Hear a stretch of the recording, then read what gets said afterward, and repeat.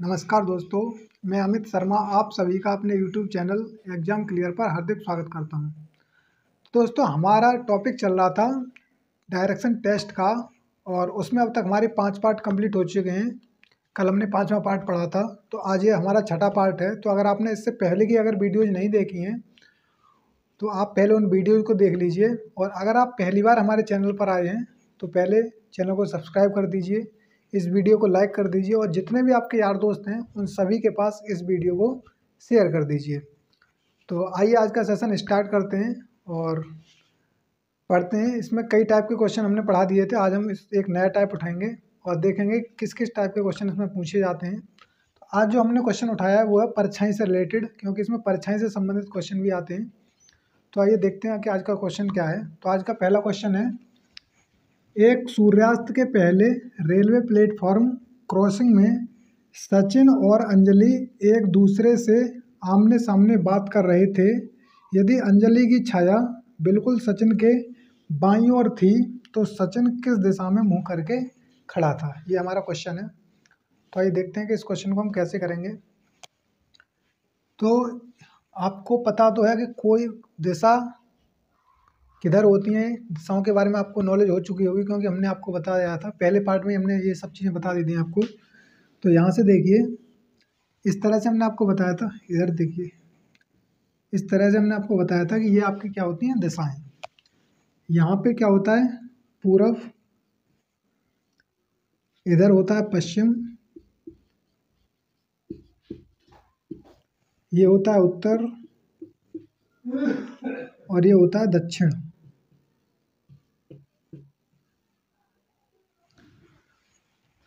तो इसने कहा है कि सूर्यास्त के समय, तो सूर्यास्त के समय सूर्य किस दिशा में होता है ये आप अच्छी तरह से जानते होंगे, क्योंकि सूर्यास्त के समय जो सूर्य होता है वो होता है पश्चिम दिशा की तरफ। तो मान लीजिए कि इस तरह से, इस साइड अगर सूर्य था, इस तरह से इधर सूर्य चमक रहा था, तो इसने कहा है कि सचिन और अंजलि एक दूसरे के सामने से आमने सामने बात कर रहे थे, एक दूसरे के सामने बातें कर रहे हैं, यानी कि ये यहाँ पे इस तरह से खड़े हैं आमने सामने, एक इधर मुंह करके खड़ा है और एक इधर मुंह करके। हो सकता है सचिन यहाँ पे हो और अंजलि यहाँ पे हो, और ये भी हो सकता है कि अंजलि यहाँ पे हो और सचिन यहाँ पे हो। अंजलि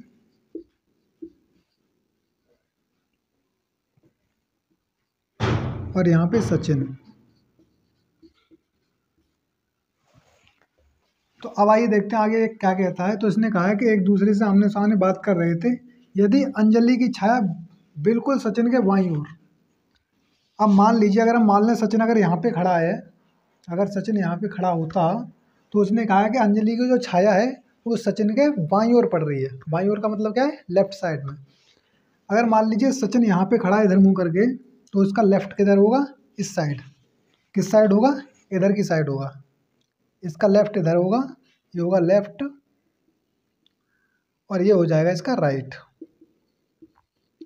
तो यहाँ से आपको देखना, अगर ये लेफ्ट, क्योंकि इस तरह से खड़ा है ये, अगर इसका लेफ्ट इधर होगा राइट इधर होगा, तो इसने कहा है कि जो उसकी छाया है वो इसकी लेफ्ट में बन रही है। अगर मान लीजिए अंजलि यहाँ पे खड़ी है तो छाया लेफ्ट में, अगर मान लीजिए इधर ही आपका सूर्यास्त हो रहा है और इधर आप खड़े हैं, तो क्या इसके अपोजिट आपकी ऐसे छाया बन सकती है? नहीं बनेगी, क्योंकि जिस दिशा में सूर्य है उसी दिशा में छाया तो नहीं बनेगी।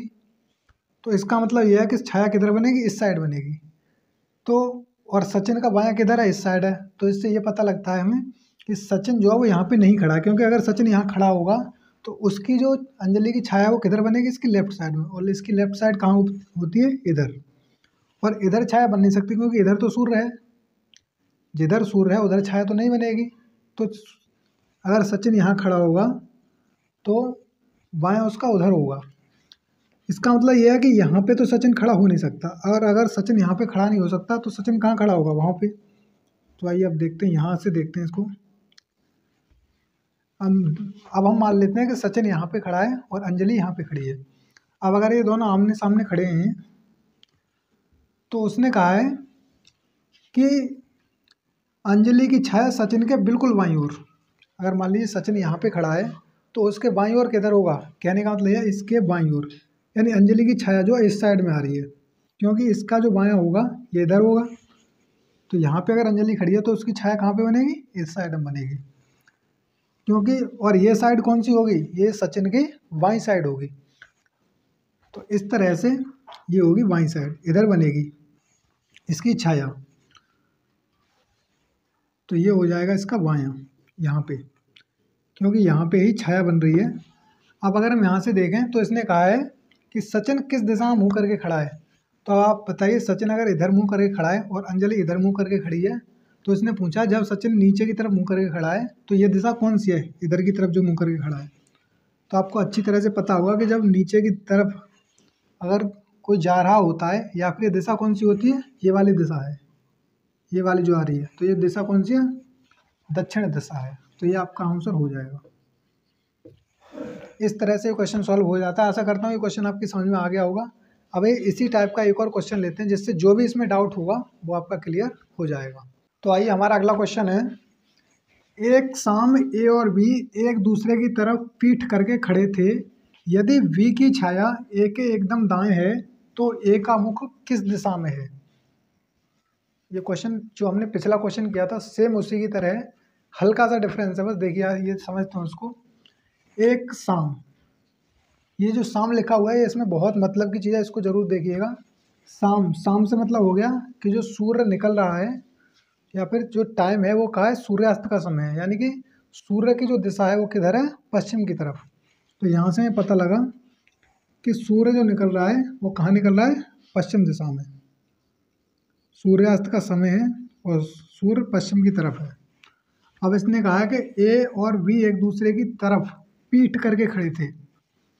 ए और बी यहाँ से इस तरह से खड़े हैं, ए ये है और बी ये है। मान लेते हैं एक दूसरे की तरफ पीठ करके, यानी कि ये तो इधर देख रहा है इस तरह से ए, और बी किधर देख रहा है, बी देख रहा है नीचे की तरफ इस तरह से। मान लीजिए यहाँ पे खड़े हैं तो ये इधर देख रहा है और ये इधर देख रहा है। अब इसने आगे कहा है यदि वी की छाया, यदि वी की छाया ए के एकदम दाएं है, ए के एकदम दाएं, तो बी ए का एकदम दाएं, ए का दाहिना किधर होगा, तो ए का दाहिना होगा इस साइड, क्योंकि अगर इस तरह से खड़े होंगे तो दाहिनी साइड इस साइड होगी। तो कहने का मतलब यह है, ये कह रहा है कि यदि वी की छाया, इसकी छाया अगर ए के एकदम दाएं है तो ए का मुख है, यानी कि ए के एकदम दाएं इस साइड में है, तो बी की छाया किधर है, इस साइड में। यहाँ पे छाया बनी हुई है ये, क्योंकि इसका ये दायां है और ये भी दायां ही होगा। किसका दायां होगा, ये ए का, ना कि वी का, क्योंकि वी तो इस तरह से खड़ा है नीचे की साइड, जबकि ये कैसे खड़ा है, ए इस तरह से खड़ा है ऊपर की तरफ। तो ये इसका दाहिना होगा ना कि इसका। तो इस तरह से अगर हम देखें तो इसकी जो, तो इसने कहा है कि ए का मुख किस दिशा की तरफ हो जाएगा। तो ए का जो मुख है किस दिशा की तरफ होगा, ए का मुख होगा, ये कौन सी दिशा होती है ऊपर की साइड, तो ये दिशा होती है नॉर्थ, जिसे हम क्या बोलते हैं, उत्तर दिशा। और ये आ गया आपका आंसर। इस तरह से क्वेश्चन सॉल्व हो जाता है। आपको थोड़ा सा इसमें बस माइंड लगाना और आपका क्वेश्चन आराम से हो जाएगा।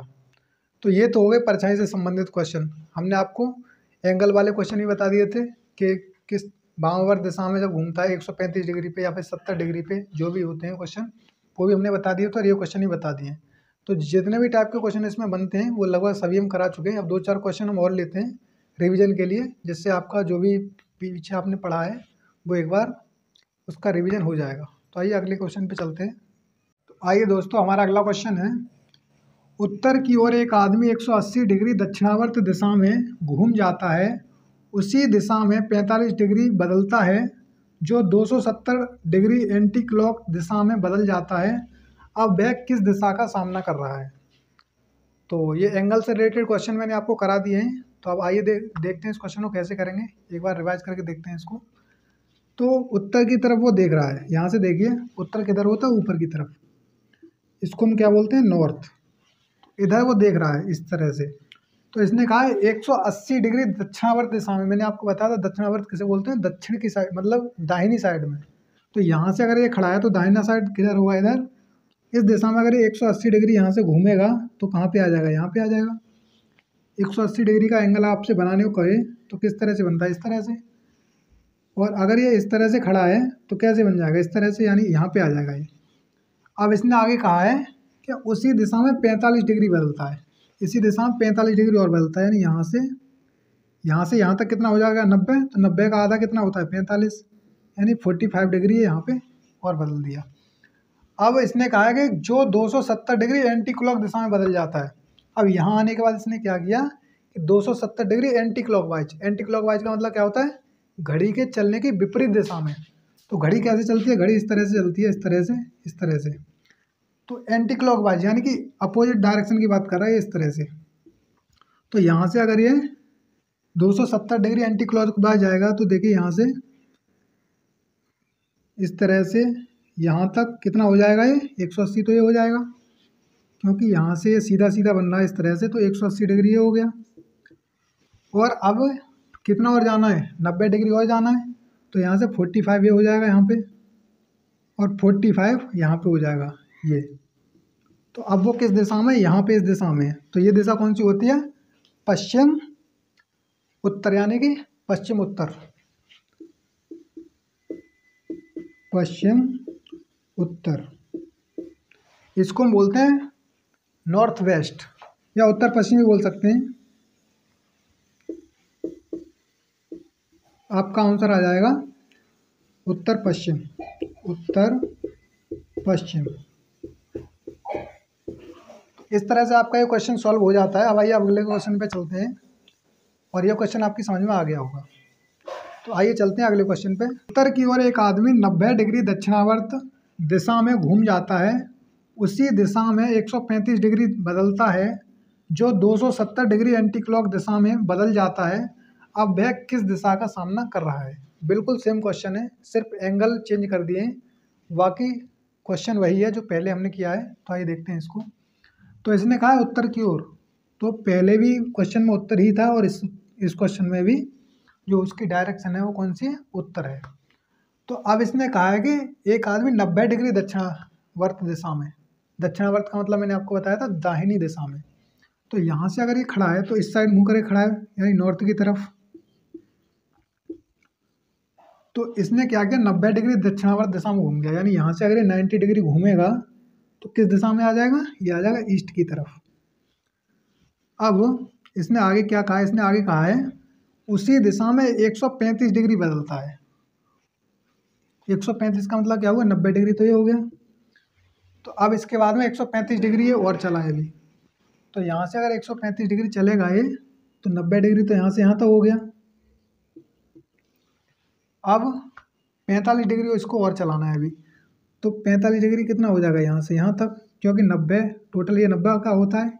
इस तरह से जो एंगल होता है 90 डिग्री होता है। तो इसका अगर हम आधा करेंगे तो ये दो 45 डिग्री के हो जाएंगे। ये भी 45 का हो जाएगा और ये भी 45 डिग्री का। तो यहाँ से ये 45 और चला तो कितना हो जाएगा, 90 + 45 कितना हो जाएगा, 135 डिग्री। इस तरह से ये अब आ गया यहाँ पे आ गया ये। अब इसने कहा है कि जो 270 डिग्री एंटी क्लॉक दिशा में बदल जाता है। 270 डिग्री एंटी क्लॉक, मैंने एंटी क्लॉक का मतलब बताया था।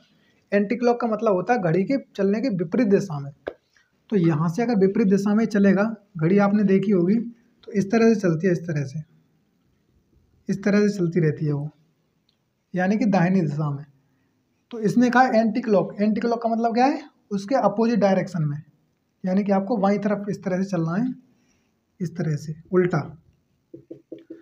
तो इसने कहा है कि 270 डिग्री, तो यहाँ से अगर ये उल्टा चलेगा एंटी क्लॉकवाइज तो 270 डिग्री देखेंगे यहाँ से। तो यहाँ से लेकर के यहाँ तक जब सीधा डंडा खींचता है तो यहाँ तक का कितना एंगल बनता है, 180 डिग्री। अब 180 डिग्री तो ये हो गया। इसने कहा है 270 चलना था। अभी हमें कितना और चलना है, 270 चलना था हमें, तो अभी हमें 90 डिग्री और चलना है। तो हम पहुंच गए यहाँ पे। अब यहाँ से अगर हम 90 डिग्री चलेंगे तो 45 तो ये हो जाएगा, बचा 45, तो 45 वो यहाँ से यहाँ तक आ जाएगा। तो इस तरह से ये टोटल हो जाएगा आपका 270 डिग्री। कहाँ से कहाँ तक? ये हो जाएगा यहाँ से इस तरह से, यहाँ से लेकर के यहाँ तक का टोटल कितना हो जाएगा? 270 डिग्री। तो अब उसकी डायरेक्शन आ गई ये वाली, और ये वाली डायरेक्शन में अभी आपको पिछले क्वेश्चन में बताया था कि ये कौन सी होती है? वेस्ट। वेस्ट होती है ये। तो इसको हम क्या बोलते हैं? नॉर्थ वेस्ट, क्योंकि नॉर्थ और वेस्ट के दोनों के बीच की होती है, तो इसको हम बोलते हैं नॉर्थ वेस्ट। नॉर्थ वेस्ट का मतलब होता है, नॉर्थ का मतलब होता है उत्तर, वेस्ट का मतलब पश्चिम, यानी कि उत्तर पश्चिम।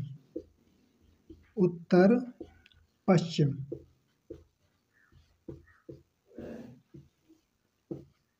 तो ये हो जाता है आपके इस क्वेश्चन का आंसर।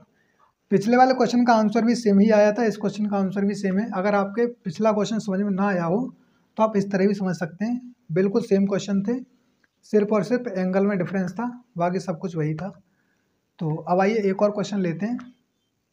तो आइए हम अपने अगले क्वेश्चन पे चलते हैं। हमारा अगला क्वेश्चन है, पेनी का घर पश्चिम मुखी है, उसके घर में प्रवेश करने पर आप किचन को दाहिनी तरफ पाएंगे, प्रवेश द्वार के संबंध में किचन किस दिशा में है?